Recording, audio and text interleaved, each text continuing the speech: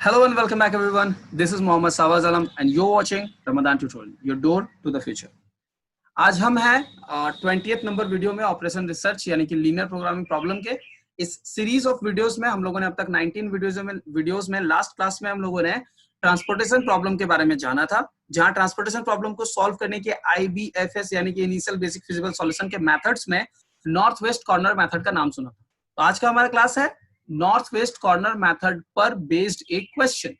MTE 12 यानी जो हमारे इग्नू के BSc का कोर्स है उस सीरीज के तहत ये 20th वीडियो है।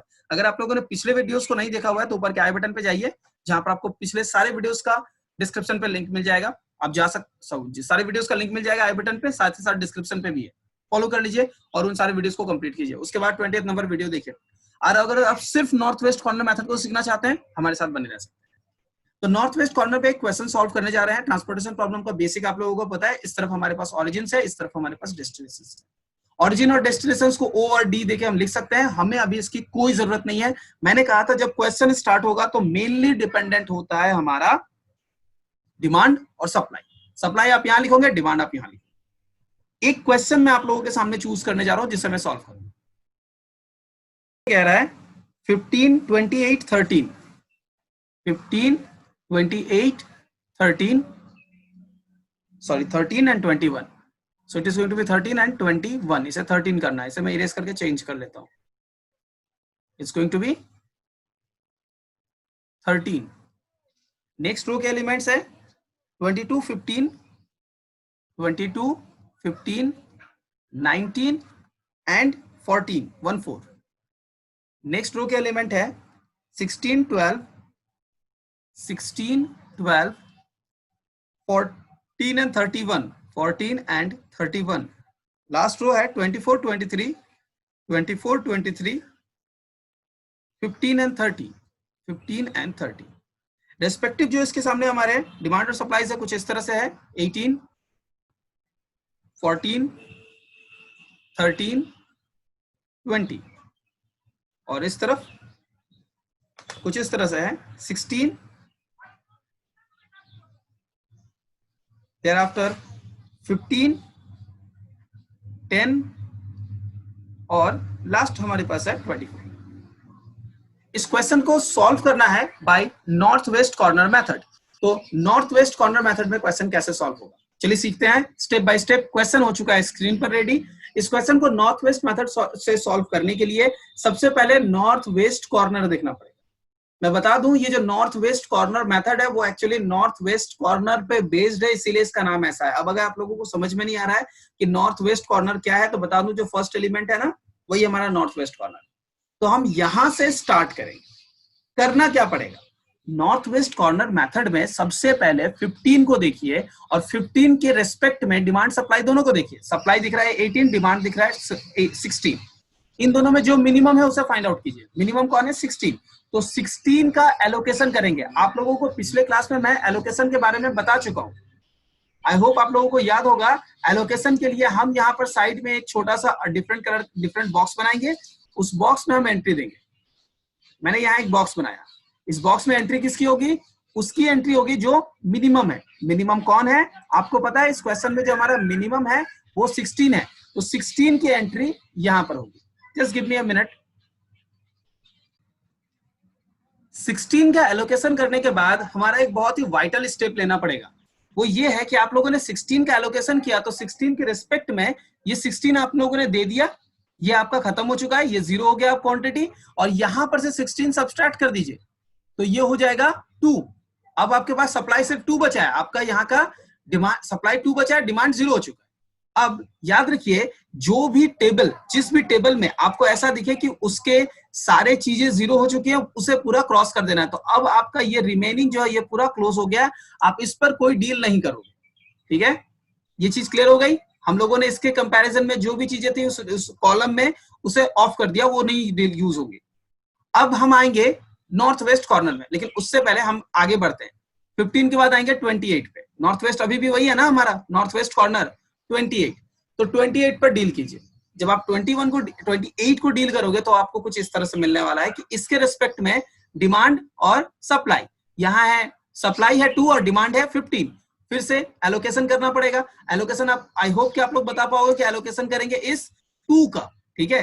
तो इस 2 का एलोकेशन जब आप यहां पर करोगे तो यहाँ साइड में एलोकेशन लिखोगे, और इसके रिस्पेक्ट में, चूंकि 2 का एलोकेशन कर रहे हो तो 2 वहां पर लिखा जाएगा, और 2 के रिस्पेक्ट में ये जो पूरा कॉलम है वो हो जाएगा क्लोज।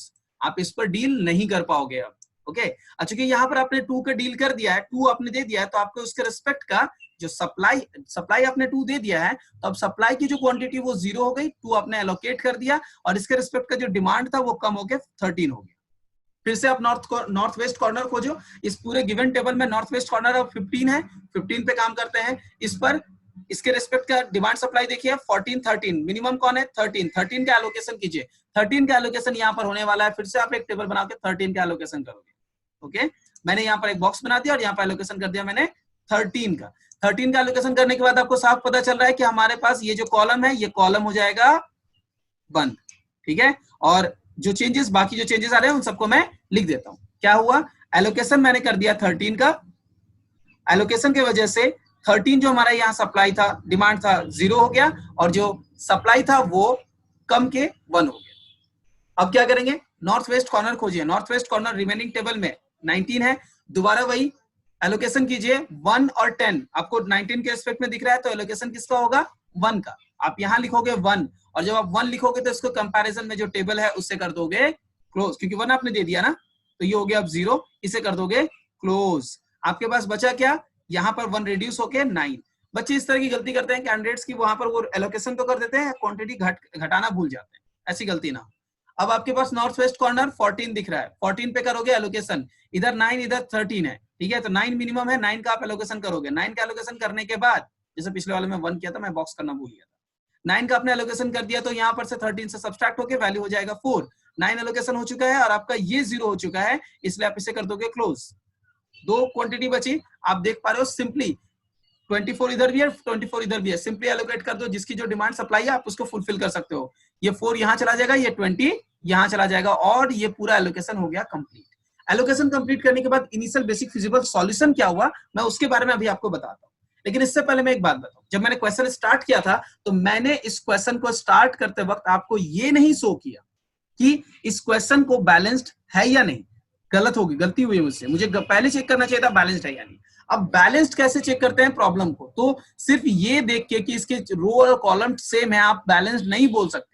आपको जो डिमांड और जो सप्लाई है उसे ऐड कीजिए, डिमांड का टोटल वैल्यू और सप्लाई का टोटल वैल्यू ऐड करके चेक कीजिए क्या वो दोनों इक्वल है। चलिए डिमांड को ऐड करते हैं, 18 प्लस 14 22 32 32 34 35 35 45 एंड 65, तो इसकी वैल्यू हो गई 65। चलिए इधर ऐड करते हैं, 16 प्लस 15 31 41 41 और 4 45 एंड 2 65। आपको दिख रहा है दोनों तरफ डिमांड और सप्लाई 65 है। अब आप कह सकते हो कि ये प्रॉब्लम बैलेंस्ड है। आपको बहुत सारे क्वेश्चंस में दिखेगा कि ये हमारे पास बैलेंस नहीं है, मतलब बैलेंस नहीं है इन द सेंस ये नहीं कि इसके रो और कॉलम सेम नहीं है। आपको दिखेगा कि ये 3/4 है या 4/3 है, और आपको दिख रहा है कि उसमें बैलेंस नहीं है, तो डमी इंट्रोड्यूस करना पड़ेगा। बैलेंस्ड कब नहीं होगा, जब डिमांड और सप्लाई का जो एडिटिव वैल्यू है वो सेम ना हो जाए, ठीक है। तो डिमांड और सप्लाई की जब एडिटिव वैल्यूज है वो सेम हो जाएंगे, तब हम उसे पुट करके कह देंगे कि हमारा डिमांड और सप्लाई के वैल्यू सेम है तो बैलेंस्ड है, सेम नहीं है तो अनबैलेंस्ड है। ये 24 और 20 मैंने जिस तरह से उनको एलोकेशन कर दिया, तो उनको भी सब्सट्रैक्ट करके यहाँ से हटा दिया, टोटल वैल्यू 0 हो गई, सारा डिमांड सारा सप्लाई फुलफिल हो गया।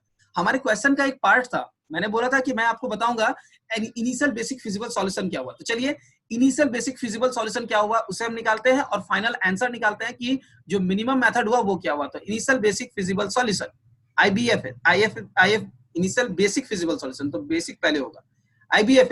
IBFS हमारा कुछ इस तरह से निकलेगा, देखिए ध्यान से, जो जिस एलिमेंट पे है वही उसका रीजन है, जो जिस पर एलोकेशन हुआ है वही रिजल्ट्स में है। तो ये एलोकेशन हुआ है, इसका पॉइंट क्या है, ये है x11 पहला है ना, तो x11 का वैल्यू आ गया आपका 16। आपका दूसरा क्या निकल रहा है, x12 की वैल्यू आ गई 2। आपको ये निकल रहा है तीसरा, मतलब कहीं पर भी पोजीशन देख सकते हो, पोजीशन ये हो रहा है 2 1, तो x21 निकल रहा है हमारे पास, जिसका एलोकेशन है 13। हम अभी हमें निकालना है x का, हमें 2 1 कहां, ये 2 2 था, ये 2 2 था, ठीक है। और ये है second row third column 2 3, x23 का वैल्यू हो रहा है, एलोकेशन आया है 1। इस तरह से हमें अभी और भी 3 एलोकेशन मिले हुए हैं, ये है x33, इसका एलोकेशन है 9।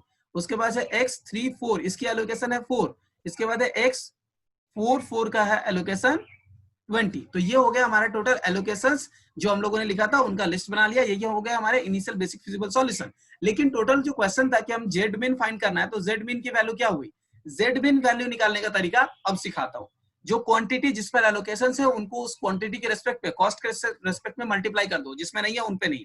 तो ये हो जाएगा पहला 16 इंटू 15 प्लस दूसरा हो जाएगा 2 इंटू 28, तीसरा हो जाएगा 13 इंटू 15, फोर्थ हो जाएगा, सब इन सब के बीच में प्लस होगा।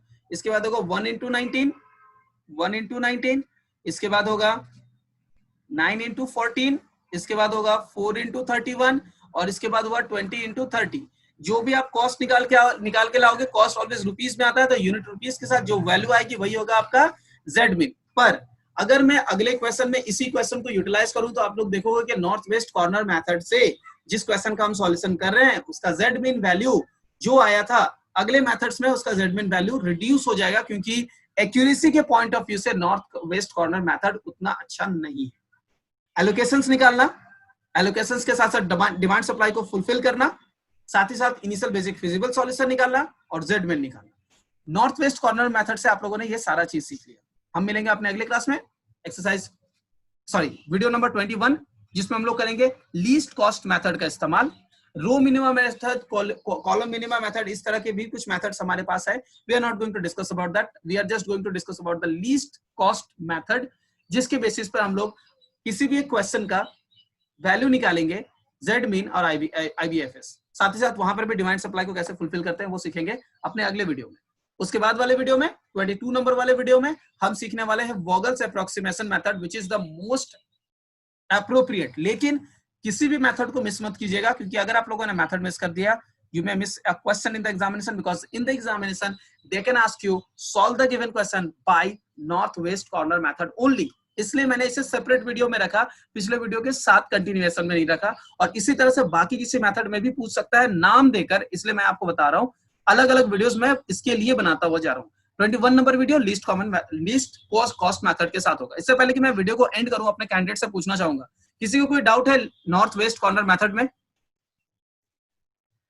जेड मीन कैसे निकाले वो वाला में थोड़ा प्रॉब्लम हो रहा है। जेड मीन कैसे निकालें? ओके, म्यूट कर लीजिएगा। जेड मीन मैंने इस तरह से निकाला, जहां जहां एलोकेशन है वहां वहां कॉस्ट है। जो भी एलोकेशन और जो भी कॉस्ट है उन दोनों का प्रोडक्ट करो। जहां जहां एलोकेशन है, जहां जहां कॉस्ट है, उनका प्रोडक्ट करो और इन सारे वैल्यूज को सम अप कर दो। 16 into 15, 2 into 28, 13 into 15, 1 into 19, 9 into 14, 4 into 31, 20 into 30। बताइए शुभम, क्लियर हो गया? आईबीएफएस ये क्लियर हो गया है? आईबीएफएस कैसे निकाला हम लोगों ने, इनिशियल बेसिक फिजिबल सॉल्यूशन?